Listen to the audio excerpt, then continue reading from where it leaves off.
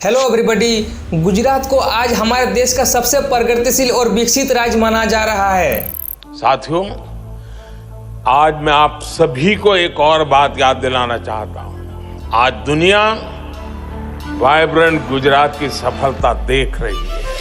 Gujarat, in the last 2 decades, has accelerated its overall economic development and has witnessed several structural changes in the course of its economic.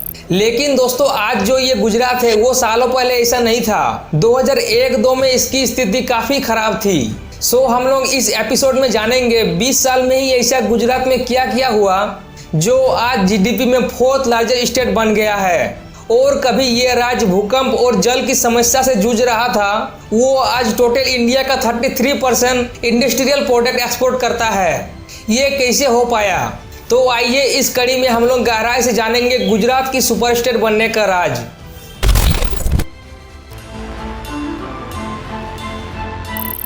Gujarat सालों पहले करीब 2001-2 में काफी आपदाओं से जूझ रहा था। जैसे 2001 में आए भुज अर्थक्वेक जो करीब 7.7 रिक्टर स्केल थी, जिसमें 20,000 से भी ज्यादा लोगों की जान गई थी। वही गोधरा ट्रेन बर्निंग इंसिडेंट में 1,000 लोगों की मौत और 2500 से भी ज्यादा लोग इंजर्ड हुए थे। मानो इन सब घटनाओं से गुजरात की इकोनॉमी काफी डाउन चली गई थी और इन सब घटनाओं को देखकर कोई भी इन्वेस्टर किसी भी फील्ड में इन्वेस्ट नहीं करना चाहते थे। हालांकि और भी रीजन है, जैसे पुअर पावर सप्लाई, दूसरा वाटर क्राइसिस। भूकंप के अलावा भी गुजरात के सामने थी बड़ी चुनौतियां। प्रमुख था जल संकट। Farmers in South Gujarat are facing a water crisis due to inadequate rainfall. Long queues, scorching heat, and thousands thirsting for water. और जहां तक बात है बिना पानी का कोई भी इंडस्ट्री या फिर एग्रीकल्चर पॉसिबल नहीं है। और तीसरा रीजन ये भी है वहां की सड़क जो काफी खराब थी। और इन सब स्थिति को देखकर कोई भी इन्वेस्टर, चाहे हमारे देश की हो या फिर बाहर की, कोई भी इन्वेस्ट करना नहीं चाहते थे। बट अभी ऐसे क्या हो गया कि गुजरात इकोनॉमिक ग्रोथ का इंजन बन गया है। चलिए इसे डिटेल से जानते हैं।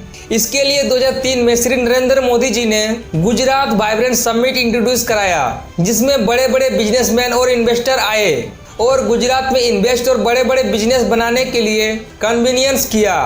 और अगर आप इस चार्ट को देखें तो 2003 में करीब 66,000 CR की इन्वेस्टमेंट हुई थी। वही अगले 2 साल में का डबल हुई और अगले और 2 साल में 4 डबल इन्वेस्टमेंट देखने को मिला।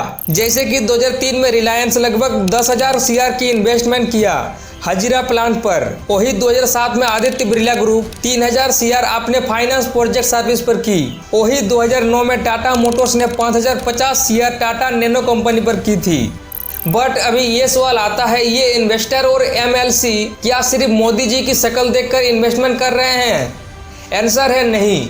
वाइब्रेंट गुजरात समिट के बाद गुजरात में रैपिडली ग्रोथ हुई है, जो कि 4 मेजर कैटेगरी में हुई है। पहला, सिंगल विंडो क्लियरेंस सिस्टम, मतलब अगर कोई भी कंपनी गुजरात में बिजनेस करना चाहती है तो स्टेट गवर्नमेंट से तुरंत परमिशन मिल जाती है और एक नियमित प्रोसेस के बाद तुरंत स्टार्ट कर दिया जाता है। जैसे कि टाटा नैनो की कंपनी सिर्फ 15 दिन में ही बात करके स्टार्ट किया गया था। दूसरा, लैंड बैंकिंग सिस्टम, इसमें कोई भी इंडस्ट्री या फिर कंपनी को स्टैब्लिश करने के लिए लैंड की आवश्यकता होती है।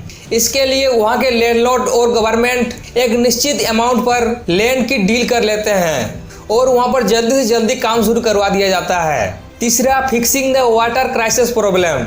इससे पहले हमने देखा था कि वहाँ पर वाटर की काफ़ी प्रॉब्लम थी। इसको ख़त्म करने के लिए वहाँ की गवर्नमेंट नर्मदा रिवर जो गुजरात के साउथ पार्ट में बहती है, उस पर सुजलाम सुफलाम योजना के तहत कैनेल बनाया गया। 450 किलोमीटर लंबी सुजलाम सुफलाम योजना, हजारों करोड़ रुपया खर्चीने सुजलाम सुफलाम योजना बना भी दी थी, जिससे वहां पर इंडस्ट्री के साथ साथ एग्रीकल्चर में भी काफी वृद्धि देखने को मिला। और lastly, fixing the power supply problem. इसके लिए गुजरात गवर्नमेंट बड़े बड़े पावर स्टेशंस बनाया और मॉडर्न टेक्नोलॉजी का यूज करके ट्रांसमिशन लॉसेस को कम किया, जिससे पूरी गुजरात में पावर की सप्लाई काफी अच्छी से होने लगी। ये सब तो एक बेसिक डेवलपमेंट है जो किसी भी स्टेट को प्रोग्रेस में लाने के लिए। बट वहाँ की गवर्नमेंट ग्लोबली इंटरकनेक्ट करने के लिए बड़ी बड़ी मेगा प्रोजेक्ट्स बिल्डिंग बनाना शुरू किया, जहां पर ट्रेडिंग के लिए विदेशों से भी ऑफर आए। जैसे कि गिफ्ट सिटी, ढोलेरा, ये सब मेगा प्रोजेक्ट में आती है। तो इस तरह से गुजरात सबसे पहले बेसिक प्रॉब्लम को ठीक करके एक के बाद एक बड़ी बड़ी मेगा प्रोजेक्ट लॉन्च किया और वाइब्रेंट गुजरात समिट में इन्वेस्टर को बुलाया, जिससे आज गुजरात सबसे प्रोग्रेसिव स्टेट बन गया है। और आप कौन सी स्टेट से हो कमेंट करके बताइए। And YouTube make to happy, please don't forget to hit the like button. Thank you, I will see in the next one.